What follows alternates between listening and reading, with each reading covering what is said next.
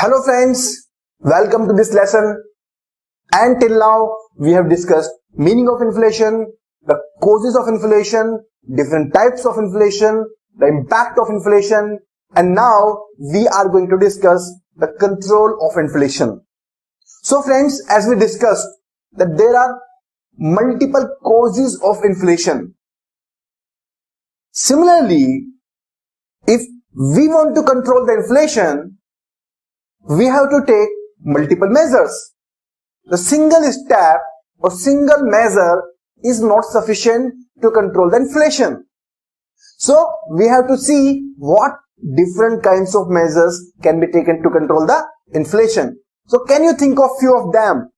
So I am giving you 15 seconds to think about that.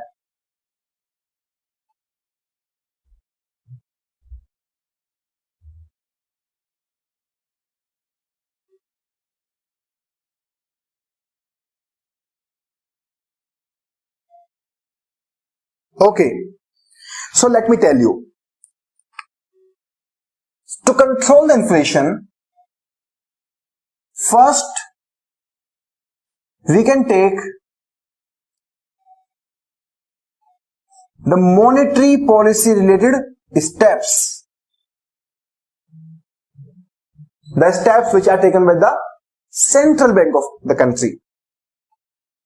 Then we can take the steps through the government, or we also call them the fiscal measures. Third, we can take the steps with respect to the foreign sector or external sector or the foreign trade. And finally, we can take various administrative steps, administrative measures. Now let us discuss each one of them. So first of all, the monetary policy steps. So how do the government control, how do the central bank control the inflation through the monetary steps? See friends, we discussed that there is demand pull inflation. This demand pull inflation happens because of excessive money supply in the pockets of people. So to control the inflation, we have to reduce the money supply in the market.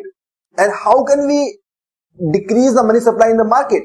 So for that we have different monetary policy tools, right?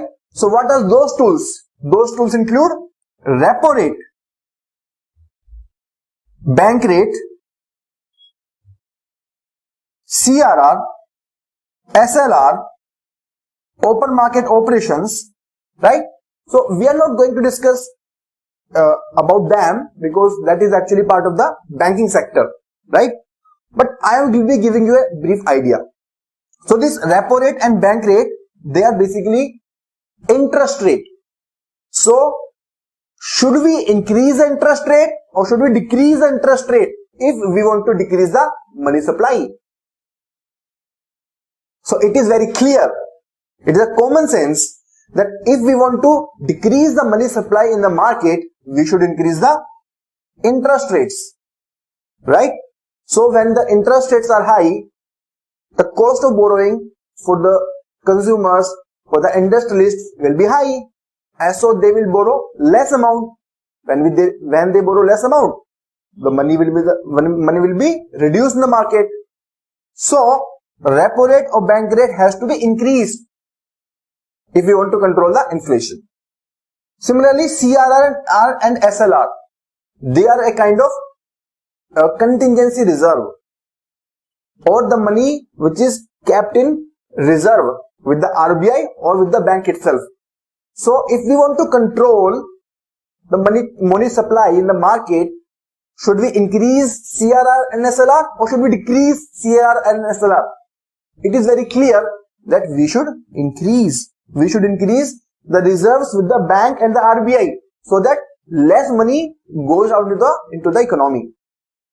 Open market operations means the sale and purchase of government securities. So if we want to reduce the money supply in the market, what we will do? The RBI will sell the government security, GSEC, government security, to the market, and market will give back the money. So, to reduce the money supply, to reduce the inflation, the RBI will sell the government security, not purchase, sell. So, you have to keep these things in mind. These are very, very important. In UPSC, the questions have appeared from this area. This is very, very crucial, right?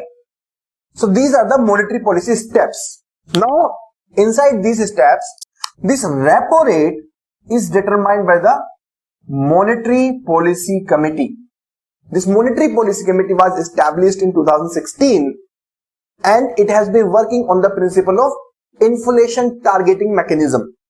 Inflation targeting basically means that it will keep this repo rate or policy rate to a level so that the CPI or the consumer price index remains between 2% to 6%, or in other words 4% plus minus 2%.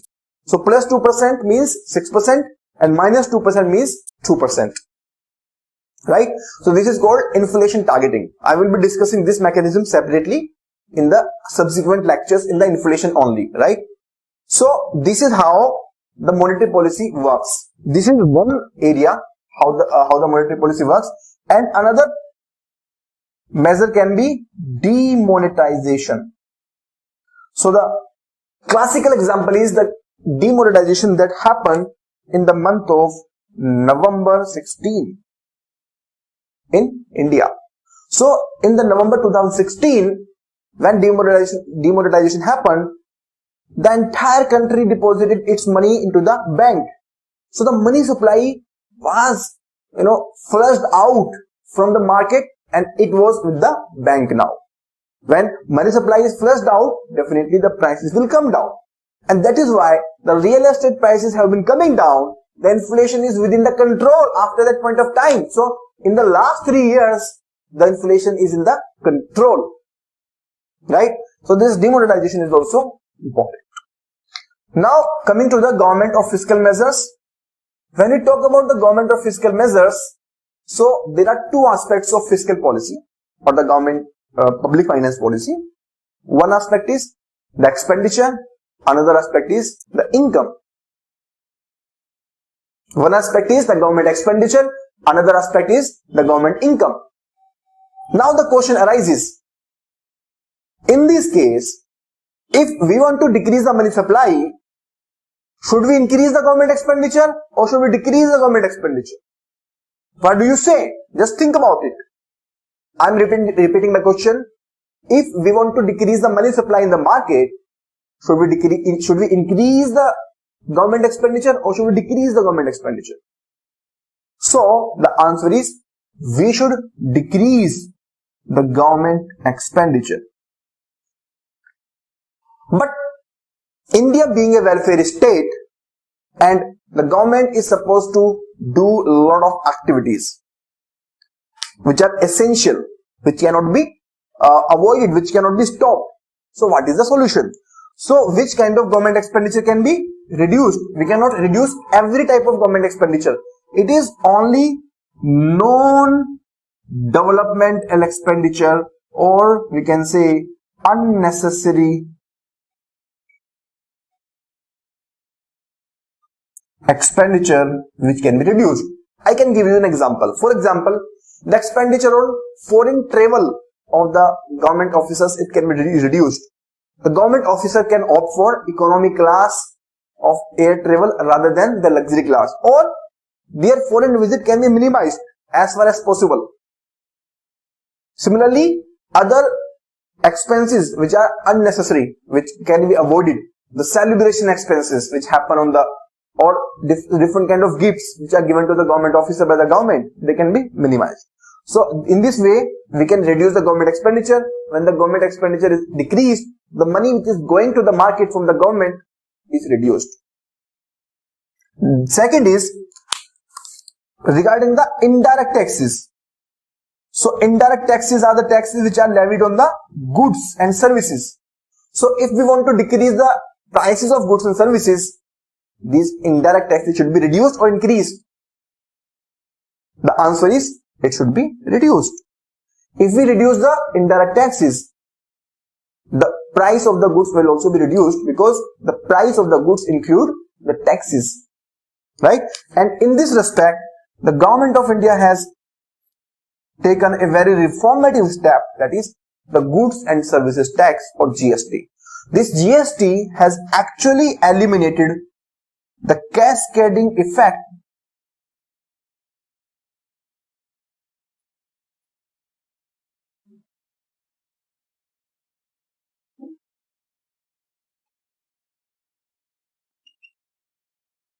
What is cascading effect? Cascading effect means the tax on tax. When there are multiple taxes, some of them are being levied by the state government and some of them being levied by the central government. So there is a condition where the government is levying one tax and upon that tax again the another tax is also levied. So there is cascading or double taxation. So to avoid that, the GST has been introduced. So that is actually bringing down the prices of goods, right? Third, direct taxes. Direct taxes, for example, income tax. So should we decrease income tax or should we increase income tax? What do you say? So what will be the impact of reducing or increasing? If we increase the income tax, that means the disposable income of the people will reduce because they will be paying more money to the government. When they pay more money to the government, their income or their savings will reduce. When their savings reduce, that means the money supply in the market is also reduced. So answer is increase in the direct taxes, right? So increase in the direct taxes or income tax rates increase. That is another step which can be taken to control the inflation, right? So these three measures: decrease in the government expenditure, decrease in the indirect taxes, and increase in the direct taxes. These are the three measures which can be taken for the control of inflation. Now third, coming to the foreign sector. In the foreign sector, we can actually bring an impact with the help of foreign trade policy. What is this foreign trade policy? Foreign trade policy means the policy regarding export and import, right? So what can we do? If we want to see how these export and import affect the inflation. If we are exporting very high amount of goods to the outside market, that means the supply of goods in India is reduced. That means the supply is reduced, demand remains the same, the prices rise. So we have to reduce the export in such case. So to control the inflation, we have to reduce the export. I'm not saying that we have to ban the export or we don't need to export anything. Definitely some minimum export has to be done to get the foreign exchange as well as to maintain our international presence. But what I'm saying is that this export should not be too much. So to control this export, we bring the concept of minimum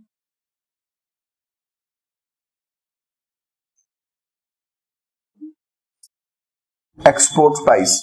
So this minimum export price is imposed on those goods which are in short supply in the domestic market or in the India, right? Similarly, we can also encourage the import.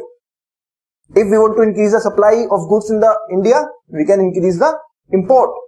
So for increasing the import, we can choose certain items which are cheaper outside India. So for example, we can import the pulses from Myanmar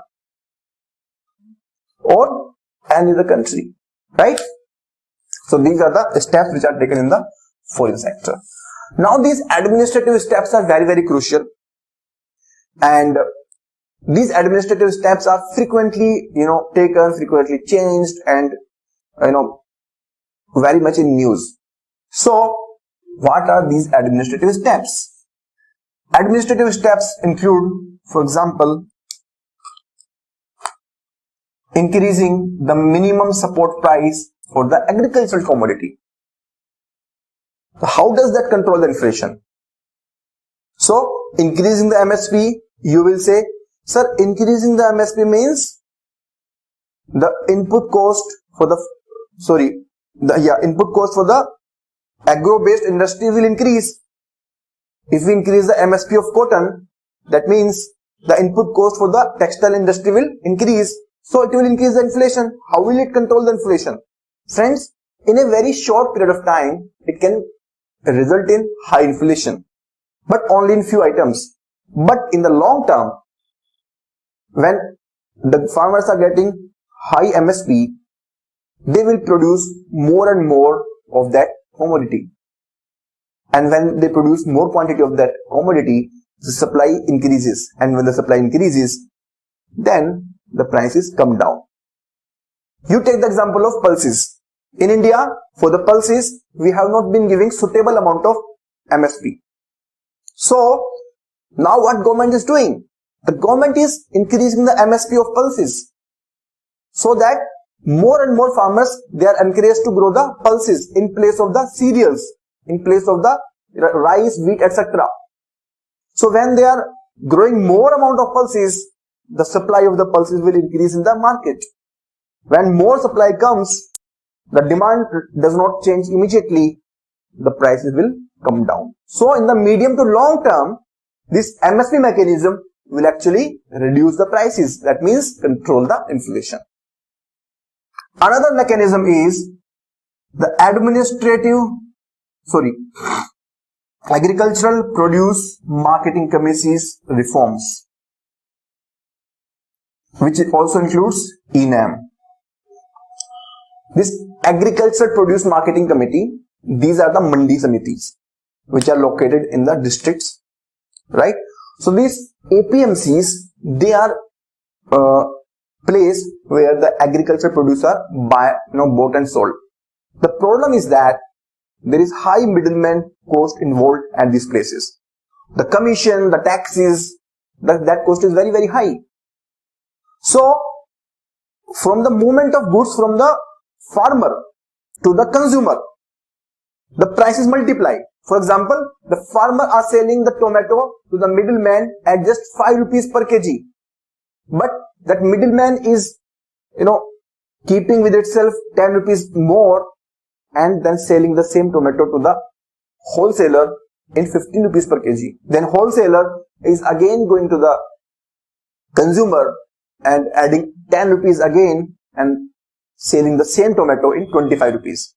So farmer is getting just 5 rupees, the consumer is paying 25 rupees. This 20 rupees is going to the middleman in the form of, through the mechanism of APMC. So for this middleman cost reduction, we have to reform this APMC and we have to provide the direct selling of the goods to the consumer. So there are various initiatives which have been taken, for example, Apni Mandi in the Punjab, Raitu Bazaar, and so on, so that more and more goods can be sold directly from the farmer to the consumer and the middleman cost comes down. When the middleman cost comes down, automatically the inflation is actually reduced. Then the price fixation. So there are certain essential commodities for which the prices are fixed by the government based upon how important they are for day-to-day living. For example, the National Pharmaceutical Pricing Authority fixes the prices for the medicines, essential medicines, right? So this is how this is done. Then the GST Act has introduced one more mechanism, that is anti-profiteering authority. What they are doing? They are ensuring that the benefits of reducing the GST are passed on to the consumer. They are not retained in the pockets of the producer or in the pocket of the middleman. Then anti-hoarding steps. So here the central government gives time to time advisory to the state government so that the state government can take the action raids, etc. against the people who are hoarding the goods under the Essential Commodities Act 1955. Apart from that, the government is also bringing various ease of doing business measures. Through this ease of doing business, more and more manufacturing will take place, supply will increase, and prices will come down. Then, regarding the policies, the government also came up with a buffer stock concept as well as the price stabilization fund. This price stabilization fund is ensuring that in case of high inflation, certain essential goods, for example these pulses, they are sold at a very nominal rate, right? Then we have public distribution system, which ensures that all the essential commodities, they are distributed to the poor people at a very nominal cost. And finally, we have the Operation Greens. This Operation Greens was introduced in the budget 2018, and this Operation Greens actually talks about TOPS, tomato, onion and potato. To ensure their price stabilization, different kinds of measures have been taken in the Operation Greens, right? So these are the different mechanisms, different measures which are taken by the government, and again, there is no single step which can bring the inflation under control. There are different reasons because of which the inflation could be under control, could be brought under control, right? And these steps are taken simultaneously. Simultaneously, all these steps are taken and the inflation is brought under control. So we complete this lecture at this point, and after this we will discuss how to measure the inflation, the concept of base year, price index, CPI and WPI and PPI. This aspect is very, very crucial. So don't miss this next lecture. You will find many questions from that lecture. Thank you very much. In this lecture, I will tell you how do we calculate the inflation, because inflation is something which we should calculate. So how do we calculate the inflation, right? So what will be the content of this lecture? So in this lecture, I will focus upon the price index, right? Then how to measure the inflation based upon the price index, CPI, WPI, PPI, and there are lots of related terms that we will be discussing in the subsequent part, which include the disinflation, reinflation, reflation, deflation, Phillips curve, Miser index, base effect, inflation targeting, and then we will discuss some recent trends, and finally we will also discuss the previous year questions. So what is inflation? We have already discussed this thing in detail in the lecture number 1, but I am just refreshing over here. So you might have heard from your forefathers, from your father, from your grandfather, that the land prices for the house that you live in were just few hundred rupees or few thousand rupees when they purchased that land. Maybe 50 years ago, 10 years ago, 20 years ago. But now the prices are in lakhs or maybe in crores. So the land is same, the area of land is same, the location is same, the person who is living in the land is same, but still the prices are rising. So why the prices are rising? The prices are rising because of the interplay of demand and supply forces. So if we talk about the land is finite. Land has limited supply, right? So the supply is limited, but demand is increasing. And why the demand is increasing? Because the population is increasing. The population growth rate in India is very high, but land does not increase.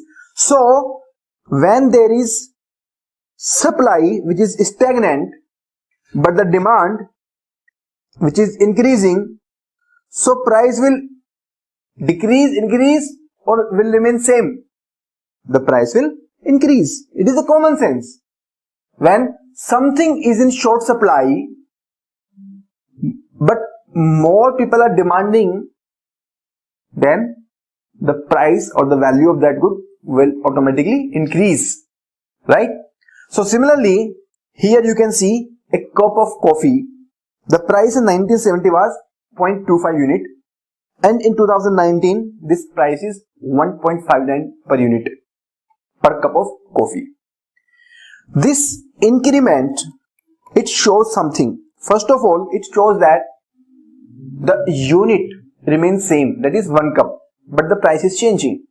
Now suppose here in this example, the buyer had $2 currency, sorry. Now in this $2, how many cup of coffee the buyer can buy? The buyer can buy 8 cup of coffee. In 1980, in the same $2, the buyer can buy approximately 4 cup of coffee. In 1990, in the same $2, the buyer can buy approximately 3, between 2 to 3 cup. In 2000, the buyer can buy 2 cup. In 2010, the buyer can buy approximately 1.7 cup. And now in 2019, in the same $2, the buyer will be able to buy only 1 cup of coffee. So in $2, in two unit of currency, earlier 8 cup were coming, now only 1 cup is coming. So don't you think that the value of currency is declining? The purchasing power of currency has been declining. The same $2 which used to buy 8 cups of coffee, now they are buying only 1 cup of coffee. That means the purchasing power of the dollar has come down. So this is the impact of the inflation, right? This is the biggest impact of the inflation. So let us see the definition as per the United Nations. As per the United Nations, inflation means the rise in the general level of prices. First of all, it is a rise. So there is an upward movement of the prices. General means it is all across the different goods and services. It is not restricted to a single commodity or single service. In the level of prices, so we are talking about the prices, right, of goods and services. So we are talking about goods and services. We are not talking only of goods or only of services. We are considering both. In an economy over a period of time. So we are comparing the price at one point of time to the price in another point of time. So if we see in the previous slide, we are comparing the price of 1970 to the 1980, then 1990, 2000, 2010, and then 2019. So this comparison is happening over a period of time. When the price level rises, each unit of currency buys fewer goods and services. So we have already seen that $2 which used to buy the 8 cup of coffee, now they are able to buy only 1 cup of coffee. Consequently, annual inflation is also an erosion in the purchasing power of money. Yeah, that is true. The purchasing power of the dollar is declining. Now, as per Economic Survey 2008-9, what is inflation? So, this definition we are looking from the perspective of estimation, from the perspective of measurement. So, according to the Economic Survey of 2008-9, the inflation is estimated as the percentage rate of change. So, this estimation happens in the percentage form, right? Percentage rate of change, and this is basically nothing but rise only, that is upward movement, percentage rise in the price index. So what is price index? We will see that over the reference time period. This is very, very important. Reference time period. There is some reference time period which we also call as the base year. Right? Now, what is price index? Price index. What is price index? So, to understand this, first let us take one real life example. Right? So, for example, we take the example of 1 cup of tea. The price of 1 cup of tea. The prices of 1 cup of tea, they have been moving like this: 2015, 2016, 2017, 2018, 2019 and 2020. Now, what are the prices of the 1 cup of tea? 5 rupees, 6 rupees, 6.5, 7 rupees, 8 rupees and 9 rupees. Now let us calculate the price index. So just assume that is 5 rupees is equal to 100 price index. This is equal to 100 price index. Now if 5 is equal to 100, 6 will be equal to how much? Can you think of that? So it is very simple. If 100 is equal to 5, that means if we derive the value of 6, that will be 120. So price index of 2016 price is 120. Similarly, for this, the price index we will take from the base year. So for this, the price index will be 100 upon 5 multiplied by 6.5, that is 130. Similarly, for 7 it will be 140, 160 and 180. So this is what we call as the price index. This is the price index. So 100, 120, 30, 40, 60 and 80. So can you see that if this is the base year or this is the reference time period, every year the price index is showing the increasing trend, and this increasing trend is exactly similar to this increasing price from 5 to 6 to 6.5 to 7 to 7.8 and then 9, right? So what is price index? The price index is, it's a kind of average. It's a kind of average which is reflecting the change in the value, the change in the price over a reference period. So here the reference period is 2015 and reference value is 100. So as compared to 100, the value now is 120, 130, 140, 160, 180. So this is price index, right? Now what is inflation or the rate of inflation? So how do we calculate the rate of inflation? So rate of inflation is that how much percentage, we have already seen in the previous slide, percentage rise in the price, percentage rise in the price index, right? So in 2016, how much is the percentage change?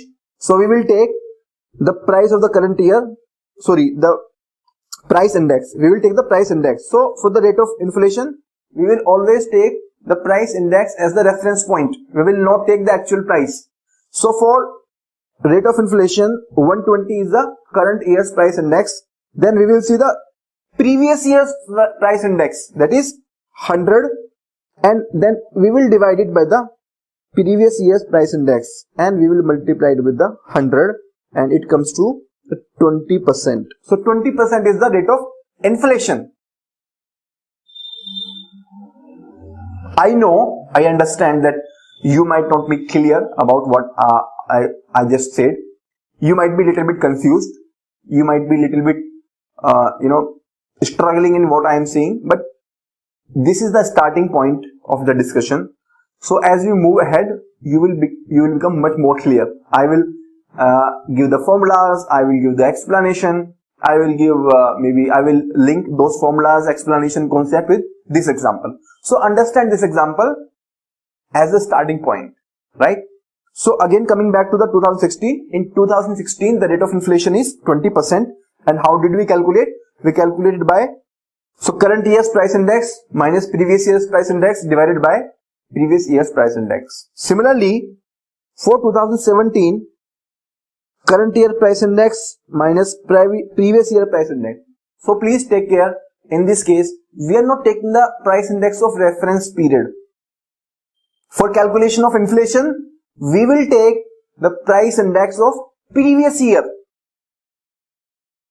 So in case of calculation of price index, we have always been taking the base year as the reference time. In case of rate of inflation calculation, we will be taking the previous year, that is the last year, as the reference time. But why we are taking the previous year? Why we are not taking the base year? Because the rate of inflation is calculated on year to year basis. पिछले साल के मुकाबले कितना rate बढ़ा है, हम वो देख रहे हैं. We are not saying that how much is the increase in price compared to 2015, the base year. We are saying how much is the price increase compared to the last year, that is 2016. So we are actually checking out the increase in price since last year.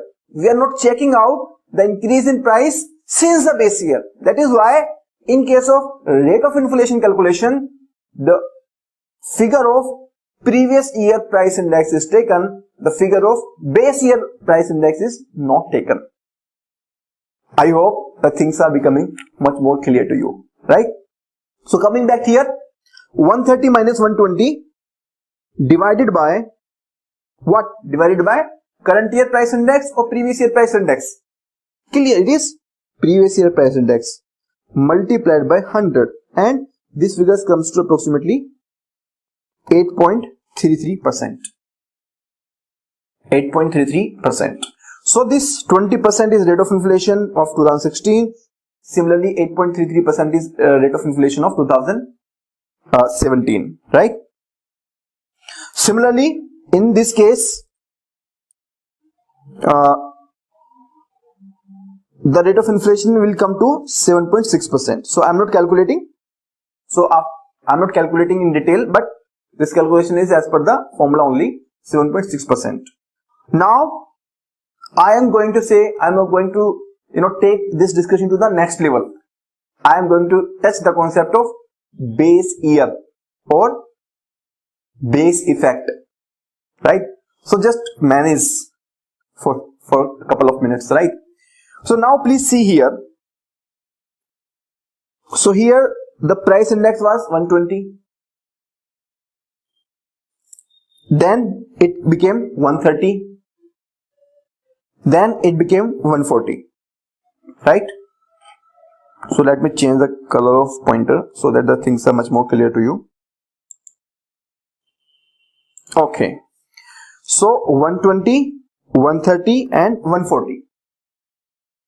So doesn't it look like the prices are rising at a constant rate?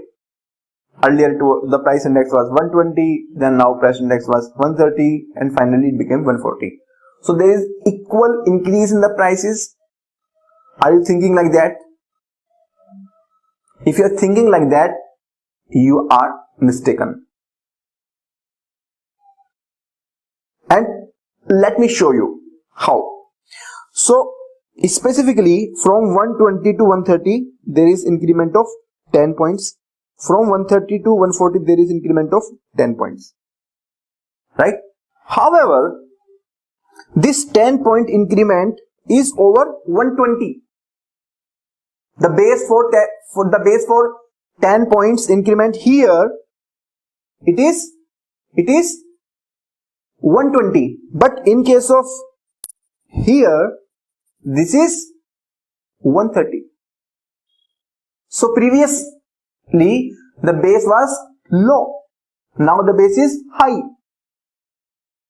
And because of that, what is the impact? So when the base was low, that is when the base was 120, then the rate of inflation was 8.33%, and now when the base is 130, little bit higher, the rate of inflation is declining. So because of the base effect, when the base year in the previous year the base is low, then the rate of inflation might look like high in the current year, and vice versa. And at this point of time, friends, I understand, I know that few of you may not be clear about what I am saying. As I already told you that this discussion I did at slightly higher level. But this concept again I will discuss in the subsequent slides. So don't worry. Whatever you understood is perfect fine. Right? Or what you can do, you can again go back to the discussion for maybe last 4-5 minutes and just revise it fast. And then you can start again. Right? Okay. So this is the example. Now based upon this example, we will be discussing all the concepts subsequently, right? So, price index. What is price index? Price index is a specialized average. Why we are saying specialized? Because this is about the prices. It is only talking about the prices. That measures changes in the prices over a period of time. So, we have seen it is measuring the change in the price of the cup of tea from 2015 to 2020. Now, how do we construct the price index? For constructing the price index, we measure the rise in the price of current year over the price of base year. Over the price of base year. This is not saying over the price of previous year. So, in case of price index, we will compare the price of current year to the price of base year. So, in the example that we discussed, here we can see for 2016, we compared the price of base year, that is 5 rupees, here again 5 rupees, and here also again 5 rupees. So, price index is equal to current year price. For example, if we take 2016, current year price is 6 rupees per cup of tea, divided by base year price, that is 5 rupees per cup of tea, multiplied by 100, and which will be equal to how much? So 6 rupees divided by 5 into 100, it will be equal to 120, and that is the price index of 2016. Right? So this is the formula. The price at the base time will be at the denominator, and it will be in the numerator. So the point is that this price index we are calculating with reference to the base period. This thing we have to emphasize again and again, right? As far as examination is concerned, you don't need to remember this formula, but definitely if the concept is clear, then you can solve any type of question. We will also be giving certain practice questions after this class discussion is over. So this is another example that I took, and I have given this example in the study material. You can refer from there. The example that I have already discussed, I think that is sufficient from understanding perspective. So how do we calculate the price index? Index number is value in the period of interest, that is the current year, divided by values in the base period, right? Multiplied by 100, right? Now, how do we calculate the inflation? So, for calculation of inflation, we are taking the current price index and reducing the last year price index and divided by the last period here. Please keep in mind, this is not the base period. In case of price index, we are referring to the base year price. But in case of calculation of inflation, we are referring to the previous year, last period, right? Why that? Again, I have already told you that inflation is calculated with reference to the last year. we are comparing the price of last year to the current year, and in case of price index, we are actually taking the reference of base year. Example. This example, I think you can understand from that example that I have already given. So, base year is used only to calculate the index number, right? So, base year is used only to calculate the index number, and inflation is calculated as a percentage of rise over the last year, not over the base year. I think this concept is very much clear to you now. Inflation is measured with the help of wholesale price index or consumer price index. So, the price index that we discussed, the prices that we took, 5 rupees, 6 rupees, 7 rupees, 8 rupees, 9 rupees, those prices, they can be different at the wholesale level and they can be different at the consumer level. So, which price we will take depends upon which price index we are calculating. So, if we are calculating at the wholesale level, we will be picking up wholesale price index. If we are calculating at the consumer level, then we will be taking the consumer price index. The percentage of rise in the price index. So, rise in what? Rise in prices or rise in price index? Price index of a particular period from the previous period. Here, please keep in mind, previous period, not the base year. Price index and previous year ka kya? Price index is the rate of inflation. So, this is the definition of rate of inflation. Inflation is calculated on the basis of weighted index numbers. Now, this is a new concept.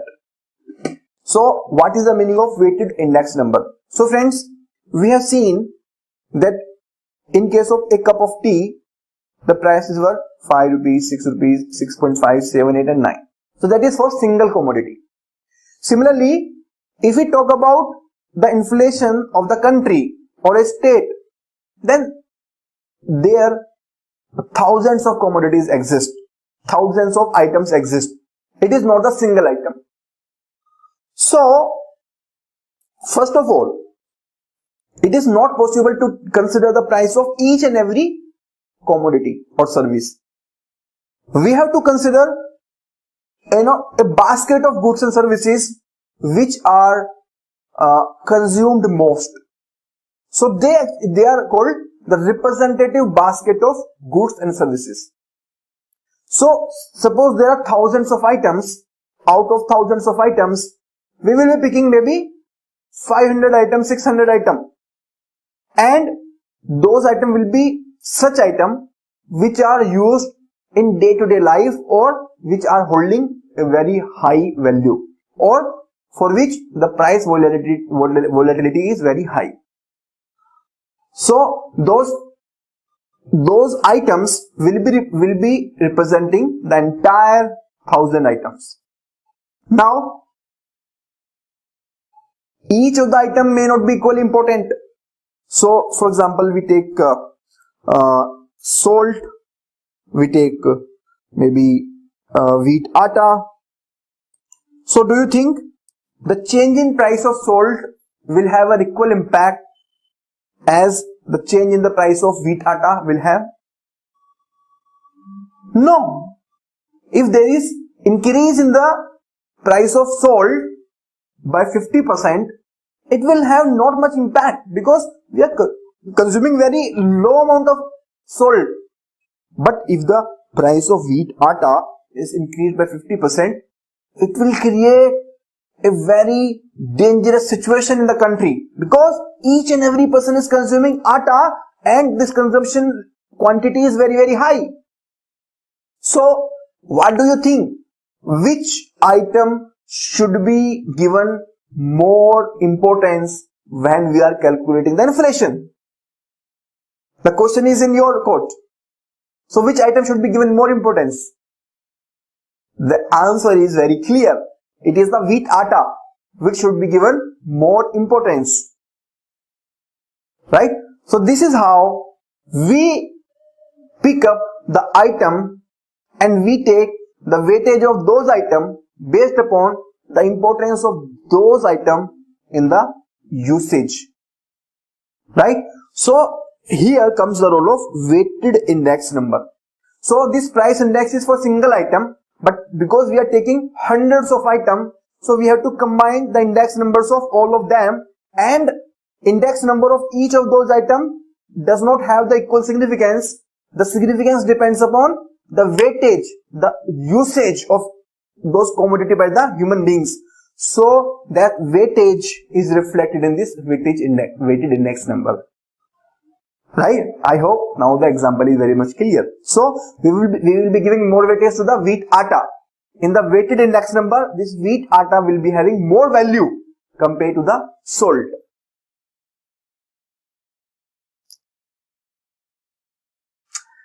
Another aspect is year-on-year inflation.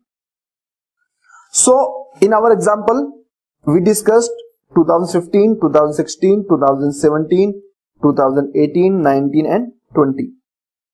And we took the prices and we calculated the price index. Now, what is the meaning of year-on-year inflation? Year-on-year inflation means we are calculating the price of this commodity in the corresponding period of last year. So for example, coming back to the example of a cup of tea. So in case of a cup of tea, if the price of that cup of tea in the week 20 was 5 rupees, in 2016, we will compare the price of tea in week 20 only. That is rupees 6, then 7, 8, 9. So we will compare from week 20 to week 20, the corresponding period. We will not refer to another week, because another week will not be a correct reference time. Right? So this is called year-on-year inflation or point-to-point inflation concept. This concept is also called as the point-to-point inflation concept. Right? So year-on-year inflation means rate of change of inflation over the corresponding period. This period can be week also, this period can be month also, quarter also, in relation to the frequency of data of the previous year. But this should belong to the previous year because we are calculating year on year. So if we are taking the average price of tea for the month of September 2018, then that 2018 period will be calculated in 17, 19, 16 whatsoever. So same month will be compared to the same month in the subsequent year. So this is called as year-on-year inflation. Now weighted indexes, right?